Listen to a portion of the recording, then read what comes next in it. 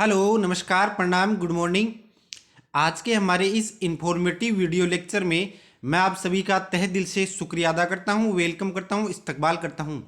आज के हमारे इस इन्फॉर्मेटिव वीडियो लेक्चर में हम राजनीति विज्ञान की कुछ अवधारणाओं की बात करेंगे, जैसे जनहित याचिका, PIL, न्यायिक सक्रियता, न्यायिक पुनरावलोकन, जिसे न्यायिक समीक्षा के नाम से भी जानते हैं। तो ये क्या होती है और इसका क्या महत्व है। साथ में मैं बात करूंगा पब्लिक इंटरेस्ट लिटिगेशन की। सबसे पहले तो ये होता क्या है, तो इस प्रकार की जो अवधारणा है उसका सबसे पहले विकास जो होता है वो संयुक्त राज्य अमेरिका में लगभग 1960 के दशक में होता है, लेकिन भारत में इसकी शुरुआत 1980 के दशक में हुआ। और इस अवधारणा को यहाँ पे भारत में विकसित करने के दौरान जो प्रमुख न्यायाधीश जो थे, जिनकी महत्वपूर्ण भूमिका रही थी, या हम PIL पब्लिक इंटरेस्ट जो लिटिगेशन है इसके जनक के रूप में भी कह सकते हैं, उनका नाम था PN भगवती। उनके सहयोगी जो न्यायाधीश थे वो थे VR कृष्ण अय्यर। ठीक है, आपको इन दो न्यायाधीश जो हैं इनका नाम याद रखना है, PN भगवती और VR कृष्ण अय्यर। इनकी महत्वपूर्ण भूमिका रही है इसमें।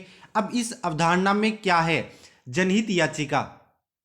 देखो, नाम से स्पष्ट है कि जनहित यानी जनता के कल्याण के लिए कोई याचिका दाखिल की जाती है या कोई अपील कोर्ट में दाखिल की जाती है। ऐसा हो सकता है कोई गरीब व्यक्ति है, कोई शोषित व्यक्ति है, ठीक है, जो कि अपने अधिकारों की प्राप्ति के लिए न्यायालय में शरण नहीं ले सकता, या वो सक्षम नहीं है कि उसे अधिकार तो जन्म, देखो कि कोई भी व्यक्ति हो, भारत लोकतांत्रिक देश है, किसी भी व्यक्ति को जन्म लेने के साथ में ही कुछ अधिकार प्राप्त होते हैं। लेकिन यदि कोई व्यक्ति गरीबी के कारण या किसी अन्य किसी भी परिस्थिति में, मान लो आप, जैसे गरीबी हो गया, आर्थिक रूप से हो गया, विकलांग है, या अन्य कोई भी कारण हो सकता है जिसकी वजह से वह न्यायालय में दाखिल नहीं हो सकता, अपने अधिकारों को हासिल नहीं कर सकता, तो उस व्यक्ति की तरफ से कोई दूसरा व्यक्ति हो सकता है या कोई निजी संस्था हो सकती है, कोई संगठन हो सकता है, जो कि उसके अधिकारों के लिए न्यायालय में कोई अपील दायर कर सकता है, कोई याचिका दायर कर सकता है। तो उस चीज को, उस प्रोसेस को जनहित याचिका कहते हैं, यानी जनता के हित करने वाली याचिका या अपील। ठीक है, समझ रहे हो, शाब्दिक जो अर्थ है वो आई थिंक मेरा मानना है मैं समझाने में सफल रहा हूँगा आपको। किसी गरीब या कमजोर या असक्षम व्यक्ति के अधिकारों को प्राप्त करने के लिए न्यायालय में दाखिल की गई कोई याचिका होती है, उसे जनहित याचिका बोलते हैं। अब यह जो याचिका है, ठीक है, कोई गरीब व्यक्ति है वो स्वयं दाखिल नहीं कर सकता क्योंकि वो सक्षम नहीं है, लेकिन उसकी तरफ से यानी उसके हितों के लिए कोई दूसरा व्यक्ति दाखिल कर सकता है। जैसे मान लीजिए मैं कर सकता हूं कि कोई फुटपाथ पे कोई व्यक्ति है, ठीक है, उन्हें कोई मतलब परेशान कर रहा है, उन्हें जीवन जीने का अधिकार है अनुच्छेद 21 के तहत, तो उनके लिए मैं न्यायालय में क्योंकि मैं उनके लिए दाखिल कर रहा हूं कि उनके अधिकार है उसको, और उसको वो अधिकार नहीं मिल पा रहा है और वो व्यक्ति सक्षम नहीं है, तो उनकी तरफ से मैं कर सकता हूं। ठीक है, यानी कोई व्यक्ति कर सकता है, कोई संगठन कर सकता है, उनके अधिकारों के लिए न्यायालय में जो याचिका दाखिल की जाती है उसे जनहित याचिका कहते हैं। अब मैं बात करता हूं जो राजनीति विज्ञान की एक दूसरी अवधारणा है, न्यायिक पुनरावलोकन या न्यायिक समीक्षा, यानी जुडिशियल जो रिव्यू है उसके बारे में हम बात करते हैं। देखो, सब सीधी सी बात है कि मतलब सबसे भी थोड़ा समझना आना चाहिए आपको कि जुडिशियल रिव्यू हो रहा है, यानी देश की जो संसद है उसने कुछ कार्य किया है जो कि संवैधानिक प्रावधानों के अनुकूल नहीं है या अनुकूल नहीं है, या देश की संसद ने कोई ऐसा कार्य किया है जो कि देश के संविधान के असंगत है, या देश के संविधान की जो विधियां हैं, मूल विधियां, उन्हें असंगत करती हैं।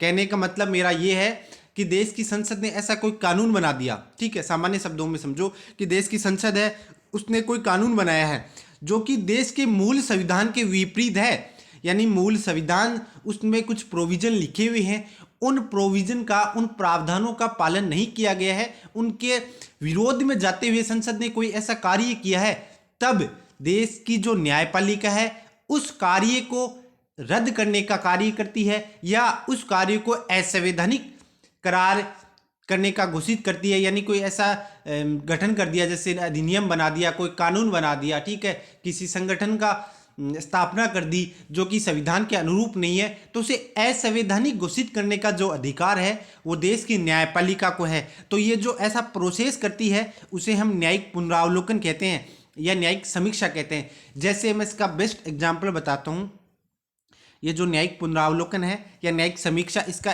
बेस्ट एग्जाम्पल बताता हूँ मैं आपको। ये 99वां संविधान संशोधन होता है, ठीक है। सबसे पहले जो देश की जो न्यायपालिका है उसमें जैसे हाई कोर्ट हो गया, सुप्रीम कोर्ट हो गया, इसमें जजों की जो नियुक्ति होती है उसके लिए एक सिस्टम है जिसे हम कोलेजियम सिस्टम बोलते हैं, वो जो कि 1993 से संचालित है। लेकिन वर्तमान सरकार ने क्या किया, जजों की जो न्यायपालिका में जजों की नियुक्ति के लिए एक राष्ट्रीय न्यायिक नियुक्ति आयोग जो है उसका गठन देश की संसद ने किया। 99 संविधान संशोधन किया, ठीक है, 99 संविधान संशोधन किया और राष्ट्रीय न्यायिक नियुक्ति आयोग का गठन कर दिया। लेकिन इसे असंवैधानिक घोषित करने का कार्य देश की न्यायपालिका है इसने कर दिया।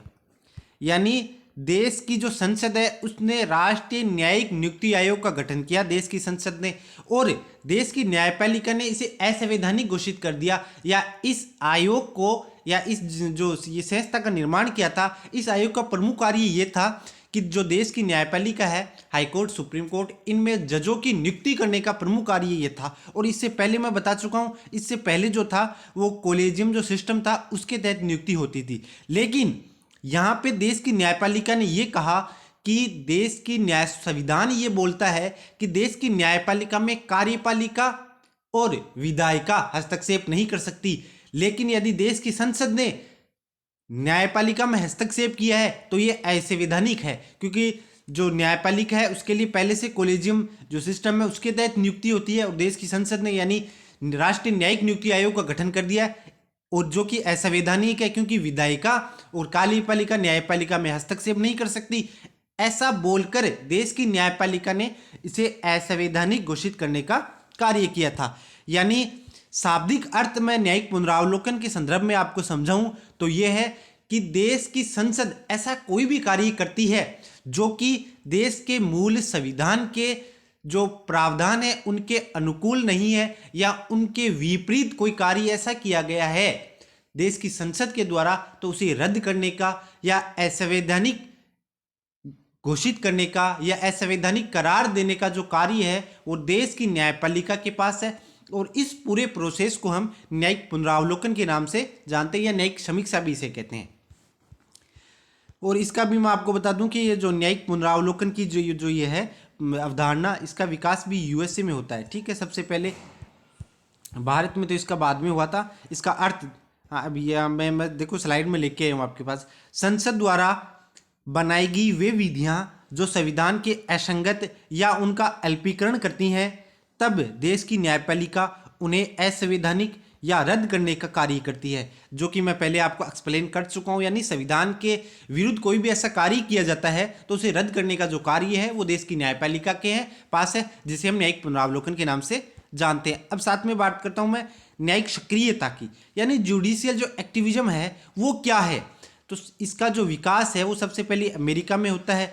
भारत में इसकी नींव 1970 के दशक में हुई थी, और जो भारत में जो न्यायाधीश हैं जिनकी भूमिका महत्वपूर्ण रही थी, पी.एन. भगवती और वी.आर. कृष्ण अय्यर, ठीक है। इनकी आप मैं पहले भी बता चुका हूँ जनहित याचिका PIL यानी पब्लिक इंटरेस्ट, जो कि जनता के लिए किसी भी व्यक्ति या किसी संगठन के द्वारा जनता के जो गरीब व्यक्ति है उसके अधिकारों के लिए न्यायालय में अपील या जो याचिका दाखिल की जाती है, उसकी जो अवधारणा को स्थापित करने में जो न्यायाधीश जनक थे भारत में वो थे पी.एन. भगवती और वी.आर. कृष्ण अय्यर।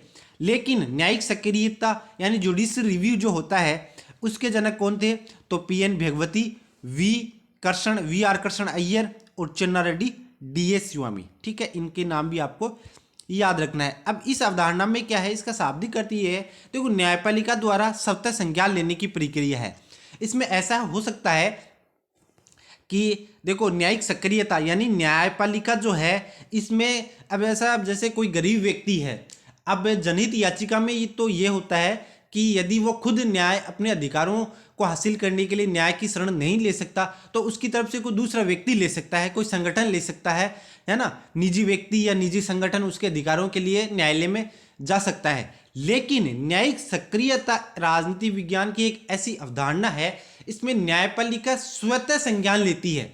यानी न्यायपालिका के पास कोई दूसरा व्यक्ति चल के नहीं आता कि उनके अधिकारों का हनन हो रहा है इसलिए उनको अधिकार प्राप्त नहीं है, या उनके साथ उनके अधिकारों को शोषण हो रहा है, ऐसा कुछ भी नहीं। यानी कोई भी व्यक्ति नहीं जाता है, लेकिन न्यायपालिका खुद चलकर उसमें संज्ञान लेती है। जैसे मान लीजिए कि न्यूज़पेपर में लगातार कोई इश्यू है जो कि संचालित हो रहा है कि ये इस प्रकार से कोई गलत गतिविधियां हो रही है, जैसे भ्रष्टाचार हो रहा है या किसी की मृत्यु हो गई है, मृत्यु होने के बाद में उसको जो है उसका सम्मानपूर्वक उसका देह संस्कार नहीं किया जा रहा है, ठीक है। तो इसके संदर्भ में या अन्य किसी भी प्रकार की घटना हो सकती है जिसमें कि कोई उचित कार्रवाई अभी तक नहीं हो रही है, जो कि न्यायपालिका के नज़र में आती है, चाहे वो न्यूज़पेपर के माध्यम से आए या मीडिया के माध्यम से आए।